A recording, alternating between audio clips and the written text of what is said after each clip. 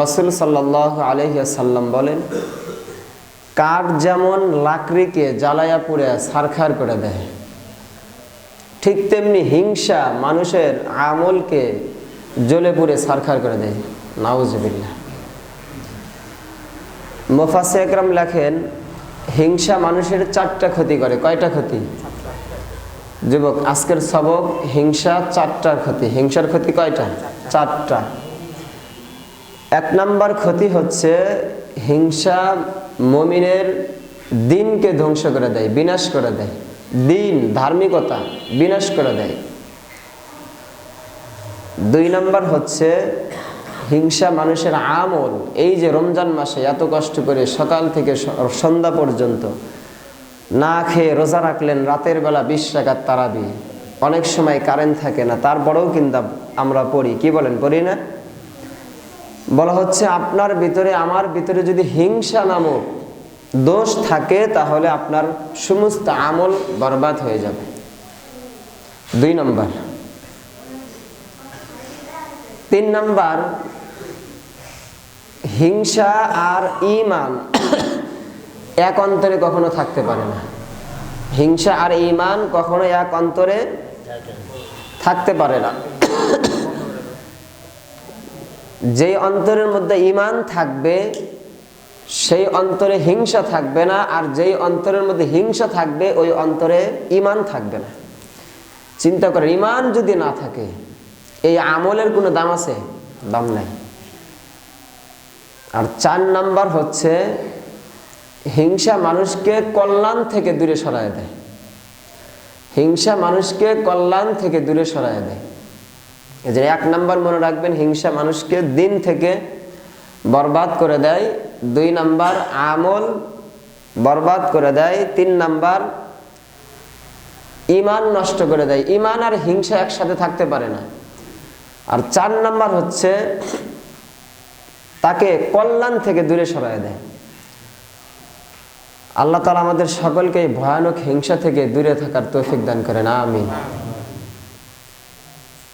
হাদিসের মধ্যে আসছে, রাসূলুল্লাহ সাল্লাল্লাহু আলাইহি ওয়াসাল্লাম সাহাবীদেরকে নিয়ে মসজিদের মধ্যে অবস্থান করতেছেন, বসা ছিলেন। এমন সময় নবীজি বললেন, এখন একজন সাহাবী আসবে, যেই সাহাবীটা সর্বপ্রথম আসবে উনি জান্নাতি। সুবহানাল্লাহ। সাহাবারা দরজার দিকে তাকায় আছে, হয়তো আবু বকর আসবে অথবা ওমর আসবে। সাহাবারা তাকায় আছে, নিশ্চয় যেহেতু নবী বলছেন জান্নাতি, কোনো উন্নত মানের সাহাবী আসবে। কি বলেন, তাই না? কিতাবের মধ্যে লেখেন, একটু পরে একটা সাহাবী আসলো, যেই সাহাবীটা গ্রাম্য সাহাবী, জামাগুলো ময়লা, এমনকি পায়ের মধ্যে জুতাও নাই। সুবহানাল্লাহ। চিন্তা করেন, নবী বললেন জান্নাতি। গেল প্রথম দিন। দ্বিতীয় দিন নবী আবারও বললেন, একজন সাহাবী এখন আসবে, সর্বপ্রথম যেই সাহাবী আসবে সে জান্নাতি। সুবহানাল্লাহ। দ্বিতীয় দিন দেখা গেল প্রথম দিন যেই সাহাবী ছিল আজকেও উনি। সুবহানাল্লাহ কইবেন না? আপনারা কেন জানি অলসতা করেন। আশ্চর্য কিছু শুনলে সুবহানাল্লাহ বলতে হয়। কি বলেন? সুবহানাল্লাহ বললে তো ক্ষতি নাই, আছে বললেই লাভ। এক বুজুর্গ, মনে রাখবেন, আমি তো ভুলে যাই, আপনারা মনে রাখবেন, গাড়িতে উঠছে, সাথে সফর সঙ্গী একটা খাদেম ছিল। মাঝখানে বিরতি, নামার পরে ইস্তেন্দা করে আবার উঠছে। তো হুজুরকে জিজ্ঞাসা করে খাদেম যে, হুজুর দোয়া তো পড়ছিলাম, বিরতির মধ্যে নামছি, আবার তো একই গাড়িতে উঠতেছে, আবার কি দোয়া পড়বো? বুজুর্গ বলেন, মুমিন তো এটা ভাববে না, মুমিন তো এটা ভাববে যে কত বেশি দোয়া পড়া যায়। সুবহানাল্লাহ। এজন্য কত বেশি আমল করা যায়, আমাদের এরকম ফিকির থাকা দরকার। মুমিন তো এরকম হবে, কত বেশি সুবহানাল্লাহ বলা যায়। হাদিসের মধ্যে আসছে, কোন ব্যক্তি একবার সুবহানাল্লাহ বললে জান্নাতের মধ্যে কি লাগানো হয়? গাছ। সুবহানাল্লাহ। দুনিয়াতে একটা গাছ লাগাইতে চাইলে কত পরিশ্রম করতে হয়, কত ত্যাগ কষ্ট স্বীকার করে অপেক্ষা করে হয়তো একটা ফল পাওয়া যায়। তারপরেও যদি মালাকুল মউত আপনার সামনে আসে, ফল খাওয়ার ভাগ্য কপালে জুটবে না। এই জন্য গাছটা একটু ফিরি ফিরি জান্নাতের মধ্যে লাগান। আল্লাহ তাআলা বোঝার তৌফিক দান করেন, আমিন।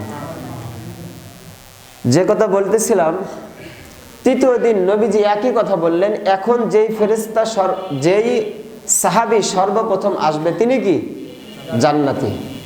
তো দেখলেন প্রথম দিন, দ্বিতীয় দিন যিনি ছিলেন, তৃতীয় দিন ওই একই সাহাবী, যার পায়ে কি নাই, জুতাও নাই, এত গ্রাম্য সাহাবী। একজন সাহাবী চিন্তা করলেন, না জানি কি আমল সে করে। আবু বকর হইলে তো মানতাম, ওমর হইলেও মানতাম জান্নাতি, কিন্তু এই সাহাবী না জানি কি আমল করে নবীজি যার ব্যাপারে বললেন জান্নাতি। অবশ্যই বিষয়টা ভাবা দরকার, কি বলেন?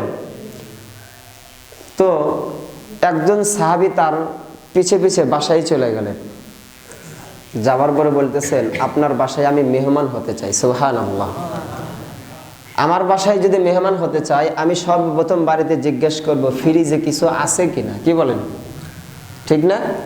অথবা বাজারে যাইতে হবে কিনা। কিন্তু সাহাবা কেরাম এরকম ছিল না। যদি কেউ মেহমান হতে চায়, বাসায় থাকলেও মেহমান, প্রয়োজনে নিজে না খেয়ে মেহমানকে খাওয়াইছে। সুবহানাল্লাহ। এমনও ঘটনা আছে, নিজের জান চলে যাচ্ছে এমন সময় যদি কেউ পানি চাইছে, পানি লাগবে, নিজের জান যাই যাক, কিন্তু অন্যকে প্রাধান্য দিয়ে তাকে পানি খাওয়াইছেন। সুবহানাল্লাহ। আর আমার আর আপনার কি খাবারের কোনো কম আছে? কম নাই। দেখেন সাহাবা কেরাম কেমন ছিল। কিতাবের মধ্যে লেখেন, তিনি মেহমান হলেন, সকাল থেকে সন্ধ্যা পর্যন্ত তার সাথে সাথে থাকেন সাহাবী, না জানি কি আমল করে, যে আমলের কারণে বিশ্বনবী জান্নাতি বলেছে, তাও একবার নয়, দুইবার নয়, তিনবার। অবশ্যই আমাকে জানতে হবে, ওই আমলটাও আমাকে করতে হবে, ঠিক কিনা বলেন? আমরা শুধু খেয়াল করি কে গুনার দিকে বেশি যায়, কে বেশি দুনিয়াদার। আল্লাহ বলছেন, ইন্না হাউলাই ইউহিব্বুনাল আজিলাতা ওয়া ইয়াযারুন, যে বান্দাগুলোর মধ্যে দুনিয়ার মোহাব্বত থাকবে, আমরা শুধু খেয়াল করি কে দুনিয়ার মধ্যে বেশি চালাক, তার দিকে তাকাই, কার বিল্ডিং বড় বড়, কি বলেন? কার টাকা বেশি, কে বড় ব্যবসায়ী, আমরা শুধু তার দিকে তাকাই। কিন্তু সাহাবী একরাম দেখেন কাকে ফলো করে, কোন দিকে তাকাই। সাহাবী এবার ওনার সাথে, সাহাবীর বাড়িতে 3 দিনের জন্য মেহমান হয়ে গেলেন। সকাল থেকে সন্ধ্যা হয়ে যায়, নতুন কোনো আমল নাই। রাতের বেলা সাহাবী ঘুমায়, তিনি সাহাবীর কাছে বসে থাকে, কখন মানে সে নতুন কিছু আমল করে, আমি দেখব, ওই আমলটা আমি নিজে করব। সুবহানাল্লাহ। একদিন চলে গেল, নতুন কোনো আমল পাইল না। 2 দিন যায়, নতুন কোনো আমল নাই। 3 দিন যখন হয়ে যায়, নবীজি বলেন, কোনো লোক যদি মেহমান হিসেবে কারো বাড়িতে আসে, 1 দিন থাকবে, 2 দিন থাকবে, 3 দিনের বেশি মেহমান হওয়া যাবে। সাহাবা আবার চিন্তা করে, যেহেতু 3 দিন হয়ে গেল, মেহমান হিসেবে থাকার কোনো সুযোগ নাই, কিন্তু যেই জন্য আসলাম সেই উদ্দেশ্য তো এখনো হলো না, এখনো পূরণ হলো না, কি করা যায়? বলতে চাই আবার বলে না। বাড়ির দিকে রওনা করলো। আবার মনে মনে চিন্তা করে, না যে কারণে এত কষ্ট করলাম, একটু জিজ্ঞেস করি। সাহাবাকে জিজ্ঞেস করলো, নবীজি একবার নয়, দুইবার নয়, 3 দিন তোমাকে জান্নাতি বলেছে, কোন আমলের কারণে আমাকে একটু বলো। সুবহানাল্লাহ। সাহাবা এবার বলতেছে, তেমন কোনো আমল আমার কাছে নাই। নবীজি যেহেতু তোমাকে বলেছেন, কোন কারণে বলেছে আমি জানি না, যাও নবীকে যা জিজ্ঞেস করো, কোন কারণে আমাকে জান্নাতি বলেছে। সুবহানাল্লাহ। মায়ার নবীর কাছে যখন যা হলো, নবীকে জিজ্ঞাসা করা হলো, 3 দিন আমি তার কাছে থাকলাম, খেয়াল করলাম কোন আমলের কারণে আপনি জান্নাতি বললেন, এখনো খুঁজে পাই নাই, আপনি যেহেতু বলেছেন আপনি একটু জানায় দেন। নবী বলেন, তুমি যাও, আবার গিয়ে তাকে বলো, অবশ্যই বলবে। সাহাবী আবার বলেন, সারাদিন আমি যে কাজগুলো করি, প্রত্যেক দিন রাতের বেলায় সেগুলো নোট করি। সুবহানাল্লাহ। দরকার আছে কিনা বলেন? আমি নোট করার পরে দেখি, মানুষের সাথে যদি কোনো ভুল করে থাকি, মানুষ যদি আমার কথার দ্বারা কষ্ট পেয়ে থাকেন, সঙ্গে সঙ্গে আমি বিছানার মধ্যে যখন যাই, বালিশের মধ্যে যখন মাথাটা লাগাই, এমন সময় আমি কথাগুলো স্মরণ করে করে বলি, অমুককে কষ্ট দিয়েছি, মাফ করে দিলাম, অথবা অমুক আমাকে কষ্ট দিয়েছে, মাফ করে দিলাম। সুবহানাল্লাহ। একটা মাত্র গুণ, লোকটা আমাকে কষ্ট দিয়েছে কিন্তু আমি কি করে দিলাম? মাফ করে দিলাম। সাহাবী বলতেছে, আমি একটাই নতুন একটা আমল করি, যেটা হচ্ছে আমাকে যদি কেউ কষ্ট দেয় আমি তাকে রাতের বেলায় মাফ করে দিয়ে ঘুমাই। সুবহানাল্লাহ।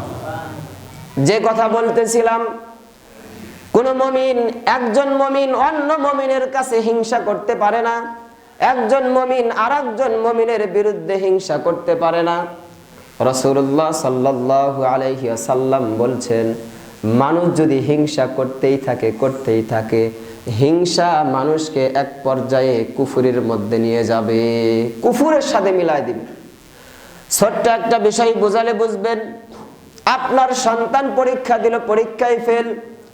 একজন কৃষক যে সন্তানকে ভালো মন্দ খাওয়াইতে পারে না, তারও সন্তান পরীক্ষা দেয়, দেওয়ার পরে 1 নাম্বার রেজাল্ট করে, এমন আছে না নাই? কি বলেন নাই? এবার আপনি বলতে থাকেন, তোকে এত ভালো মন্দ খাওয়াইলাম অথচ তুই ফেল করলি, আর তাকে তো ভালো মন্দ খাওয়ানো হয় না, সে ভালো রেজাল্ট করলো, দিলের মধ্যে হিংসা। এখন আমার আপনাদের কাছে প্রশ্ন, তাকে ভালো রেজাল্ট করার জন্য ব্রেন যিনি দিয়েছেন তিনি কে?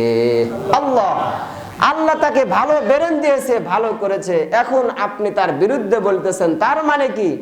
আল্লাহর দেওয়া নিয়ামতকে আপনি অস্বীকার করতে চাচ্ছেন, আর যেই ব্যক্তি আল্লাহ পাকের নিয়ামতকে অস্বীকার করে সেই কুফরি করে। ঠিক কিনা বলেন? আল্লাহ তাআলা আমাদেরকে বোঝার তৌফিক দান করেন। এই জন্য মানুষের সাথে হিংসা করা যাবে না। কিতাবের মধ্যে লেখেন, যে বান্দাগুলো হিংসা করবে, হিংসা মানুষকে জাহান্নামের দিকে নিয়ে যাবে। অপর দিকে কেউ যদি মানুষের সাথে হিংসা না করে, আমলগুলো যদি ভালো করতে পারে, হাসরের ময়দান সর্বপ্রথম যেই আমলটা আপনার আমল নামায় ওজন হয়ে যাবে সেটা হচ্ছে উত্তম আচরণ। সুবহানাল্লাহ। ছোট্ট একটা বাস্তব ঘটনা আমি আপনাদেরকে শোনাই। বাংলাদেশের আপনাদের সিরাজগঞ্জ জেলার ঘটনা। গ্রামের নাম আমি নাই বললাম। একজন এলাকার সম্মানিত হাজী সাহেব ছিল। তিনি যখন মারা যায়, তার সন্তানগুলো যখন দাফন করে আসলেন, কিতাবের মধ্যে লেখেন, বিকালবেলা যখন তার কবরের কাছে যাওয়া হলো, কবরটা সুন্দর করে রাখা হয়েছিল। বিকালবেলা যাওয়ার পরে দেখে কবরের মাঝখানে ডাবানো। এমন ঘটনা ইন্টারনেট ফেসবুকে আসে না? অহরহ আমি দেখি। কবরের মধ্যে ধা করে আগুন জ্বলে ওঠে। এবার হুজুরের কাছে যাওয়া হলো, লম্বা ঘটনা, যেহেতু সময় কম, অল্প সময়ের মধ্যে বলে শেষ করব। হুজুরের কাছে যাওয়ার পরে বলল, তোমার আব্বা না জানে কি বদ আমল করেছে, যার কারণে তার কবরের মধ্যে শাস্তি হচ্ছে। কিতাবের মধ্যে লেখেন, ঘটনার মধ্যে লেখেন, খোঁজ খবর নিয়ে জানা গেল হাজী সাহেব তেমন কোনো খারাপ কাজ করতো না, কিন্তু বাড়ির পাশে যে প্রতিবেশী ছিল, তার প্রতিবেশীর বাড়ি আর তার বাড়ির মধ্যে একটা বেড়া দিয়ে রাখছে। কি রাখছে? বেড়া, দেওয়াল দিয়ে রাখছে। এমন বাড়ি কি আপনাদের মহল্লায় নাই? সামান্য একটু ঝগড়া হইলেই হিংসা। আমাকে বলা হয়েছে যে আমাদের মহল্লায় এমন একটা লোক আছে।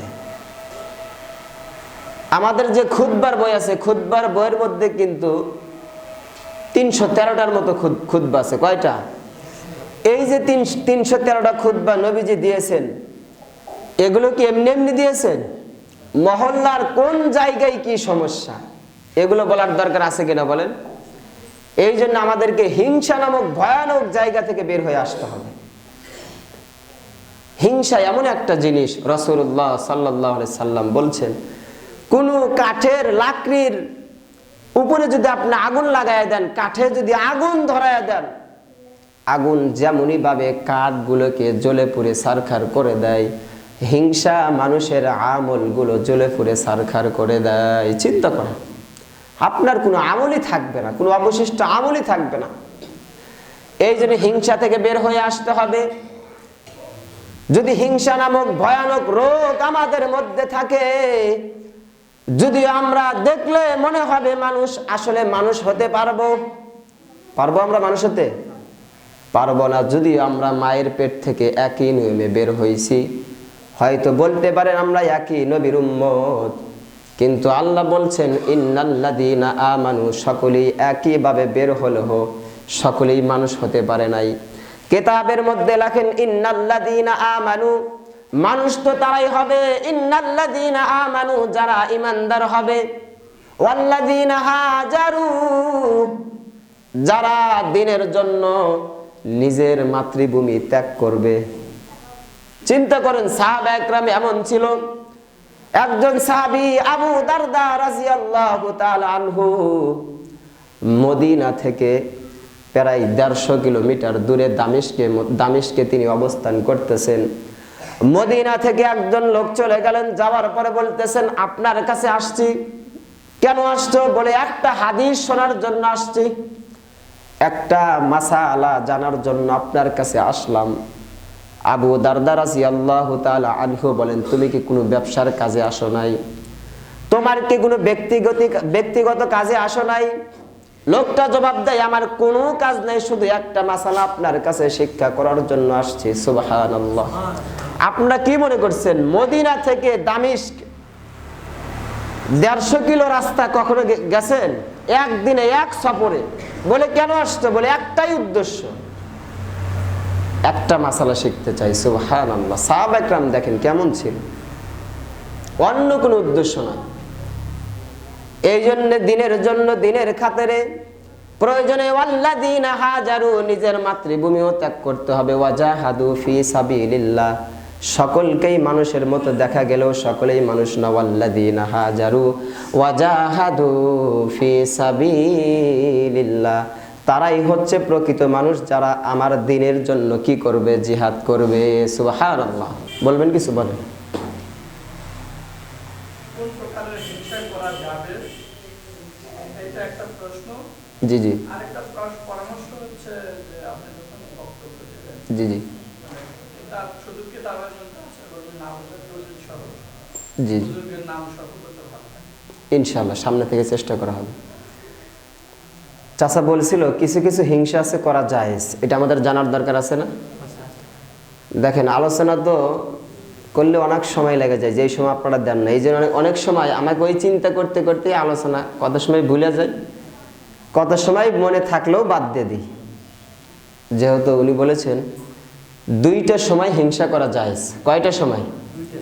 2টা সময় হিংসা করা জায়েজ, যেটাকে আরবি ভাষা বাংলা ভাষায় বলা হয় ঈর্ষা।